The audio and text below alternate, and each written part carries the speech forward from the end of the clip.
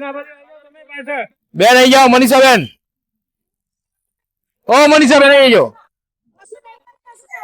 Record करो। क्या ये रिकॉर्ड चालू से? आपने जो, मैं मना कर रहा हूँ आपको, आपको जो करना है सर करो, मैं कहाँ डिस्टर्ब कर रहा हूँ आपको। ठीक है, आपको जो करना है करो, मैं मना कर रहा हूँ आपको। बस अभी गई बात।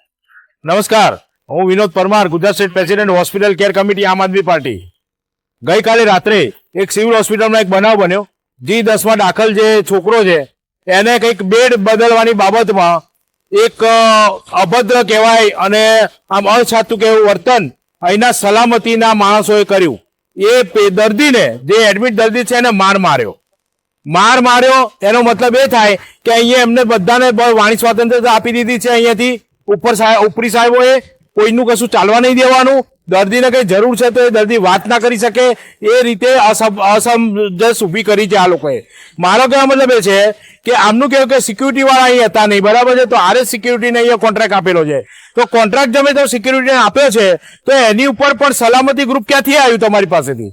સલામતી વાળા જે છે, સલામતી સિક્યુરિટી અલગ છે, પણ આ લોકો કોઈ ગ્રુપ છે બીજું, એને ગવર્મેન્ટ પગાર આપે છે. પગાર ક્યાંથી આવે છે? તો તમારા મારા જેવા જનતાના ખીચામાંથી. તો સિક્યુરિટીને પણ અલગ કોન્ટ્રાક્ટ અપાતો હોય, એની ઉપર દેખરેખ માટે બી સલામતીને અપાતું હોય, તો આટલા કઈ મફતના પૈસા લોકોના પબ્લિકના આવતા નથી. અહીંયા સર્વન્ટ સ્ટાફ છે એને કોન્ટ્રાક્ટ સિસ્ટમ મૂકે છે. સૌથી પહેલા તો હું એક વાત કરીશ, બધાને ખબર હશે કે પહેલા અહીંયા હોમગાર્ડનું યુનિટ હતું. હોમગાર્ડના જવાનો તેના હોમગાર્ડ યુનિટ બંધ કર્યું. આ લોકોની આ સરકારની જો હુકમી હોમગાર્ડનું યુનિટ બંધ કરેલું છે અને એની જગ્યાએ આરએસ સિક્યુરિટીને આપ્યું પ્રાઇવેટને. એટલે પ્રાઇવેટમાં આપવાનું કારણ છે ભ્રષ્ટાચાર. સિક્યુરિટીનો પોઈન્ટ અલગ આપે પ્રાઇવેટ, તો એમને ભ્રષ્ટાચાર કરવો એટલો ફાવે. બરાબર, 0 થી લઈને 100 રૂપિયા સુધી વહેંચણી આ લોકો કરે છે. બરાબર છે, કોન્ટ્રાક્ટ સિસ્ટમમાં જે કર્મચારી મૂકે એમાંય છે અને સિક્યુરિટી સિસ્ટમમાંય છે. હવે આ બેન જે છે એમના દીકરાને, આ બેન જે મનીષાબેન પટેલ નિકોલથી અહીંયા એડમિટ થયેલો છે છોકરો, બરાબર, એને ગઈકાલે રાત્રે અહીંના સલામતીના કોઈ બી અધિકારીએ મેડિસિટીના માણસો અહીંયા શું કરે છે? પહેલી વસ્તુ એ મને સમજાવો, મેડિસિટીનો પોઈન્ટ અહીંયા હોય જ નહીં. અહીંયા સિક્યુરિટી મૂકેલી છે તો સિક્યુરિટી ઉપર તમને વિશ્વાસ નથી તો મેડિસિટી લાવો છો.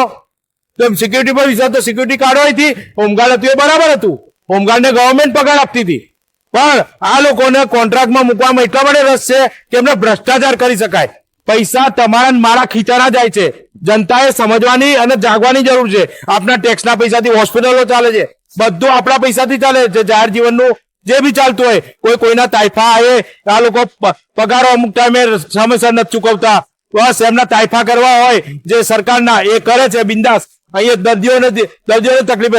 અમારી પેશન્ટને કેર માટે જ અમે હોસ્પિટલ કમિટી છે, અમારી આમ આદમી પાર્ટી હોસ્પિટલ કેર કમિટી. કઈ બી આવો પ્રોબ્લેમ હોય તો અમે તરત ત્યાં પહોંચી જઈએ છીએ. આ બેનનો મારી ફોન આવ્યો હતો કે આવું થયું છે, મારે એક પત્રકાર થ્રુ મને નોલેજમાં આવ્યું, તો અમે તાત્કાલિક આવ્યા છે. બેન જોડે વાત સમજી લો. ગઈકાલે રાત્રે બેડ બદલવાનું કીધું અને અમે એમ કીધું કે વારે ઘડીએ તમે બેડ ના બદલાવશો તો એ બેડ બદલવાની સામાન્ય બાબતના લીધે એ સિક્યુરિટીના જે અધિકારી હતા એ ડોક્ટરોએ બોલાવી અને મારા છોકરાને કેટલો બધો માર્યો છે. અને હું વિડીયો ઉતારતી હતી તો મારો ફોન છીનવી લીધો અને મને ધક્કો મારી દીધો અને મારા છોકરાને ફોન લીધો કે વિડીયો ઉતારા, તો એ બી એને છીનવી અને વધારે મારા છોકરાને મારવા મળ્યા. અને એ સિક્યુરિટીએ એટલો બધો માર્યો છે મારા એ પેશન્ટને કે છે ને. અને હું એક પટેલની દીકરી અહીંયા સિવિલ અર્થે તાત્કાલિક સારવારમાં મારા છોકરાને 2 દિવસથી દાખલ કરેલ છે. તો શું આ પબ્લિક સાથે આ દુર્વર્તન અને પેશન્ટ સાથે આ દુર્વર્તન કરવાનો કોઈ એમને હક છે?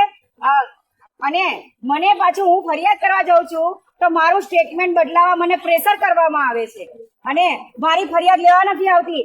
100 નંબરની પોલીસને મેં 4-5 ફોન કરે, 2 કલાકે પોલીસ આવે છે. અને અહીંના જે સિક્યુરિટીએ મારેલ એ તો કાલના ક્યાં ગાયબ જ થઈ ગયા છે, એ તો હજુ હાજર જ નથી થતા. અને મારા છોકરાને અત્યારે એ પેશન્ટ એને જે એટલો મારે છે, કાલ સવારે મારા છોકરાને એ લોકોના મારથી કઈ બી વધારે થઈ જશે એની પૂરી જવાબદારી જેને માર્યું છે એની રહેશે. અને મારે ન્યાય જોઈએ. એને જે છે બધા ડોક્ટર્સ ને આ બધા જે સિક્યુરિટીમાં જવાબદાર એ બધાને સસ્પેન્ડ કરવામાં આવે એવી મારી માંગણી છે. અહીંયા G10 વોર્ડમાં જતા પહેલા હું અને મારી ટીમ આયા છીએ એવી જાણ મેં સુપ્રિન્ટેન્ડન્ટ સાહેબના પીએ રાહુલભાઈ પરમારને કરી. બરાબર છે. કહ્યું કે સાહેબને મળવું છે. તેમણે એવું કહ્યું કે સાહેબ મિટિંગમાં છે. તો સાહેબ જો મિટિંગમાં વ્યસ્ત હતા એટલે અમે અમારો સમય બગાડવા તો નતા, અમે કામ કરવા આવેલા એટલે અમે ડાયરેક્ટ જી 10 વાગ્યા તો હકીકત જાણવા મળી છે. મારો કહેવાનો પ્રશ્ન એ છે કે સામાન્ય માણસના જીવનને અહીંયા કોણ બચાવશે? જો ડોક્ટર સામેથી એમ કે સિક્યુરિટીને બોલાવો, આ કરો તે કરો. મારું કહેવું એક જ છે, એક જ વિનંતી છે આ ડોક્ટરોને અને દરેક સ્ટાફને કે આ જે અહીંયા જે એડમિટ છે પેશન્ટો, દર્દી કઈ શોખથી આવતા નથી, એમની તકલીફના કારણે દાખલ થતા હોય છે અને એના સગા બી કઈ પિકનિક પ્લેસ નથી. આ હોસ્પિટલ કોઈ પણ હોસ્પિટલ પિકનિક પ્લેસ નથી. બરાબર. અને એ ડોક્ટરો કે એ સ્ટાફને મારે એક જ કહેવું છે કે તમારા ઘરમાં જે પગાર આવે છે ને, જે તમારા ઘરમાં રોટલો આવે છે ને, આ જે પબ્લિક છે ને એના જનતાના ટેક્સના પૈસા આવે છે. સરકાર કોઈ ખીચાના પૈસા કોઈ આપતી નથી. સરકારી ટેક્સના પૈસાથી તમને મળતું હોય છે. એટલે મહેરબાની કરો, આ બેન આગળ કાર્યવાહી કરશે અને જેટલા પણ લોકો છે આમાં ઇન્વોલ્વ એ બધાને તાત્કાલિક ધોરણે સસ્પેન્ડ કરવાના છે એવી મારી માંગણી છે. હું જોશી સાહેબને બી અપીલ કરું છું અને જરૂર પડશે તો આરોગ્ય મંત્રી સાહેબને પણ હું લેખિતમાં જાણ કરીશ. આભાર.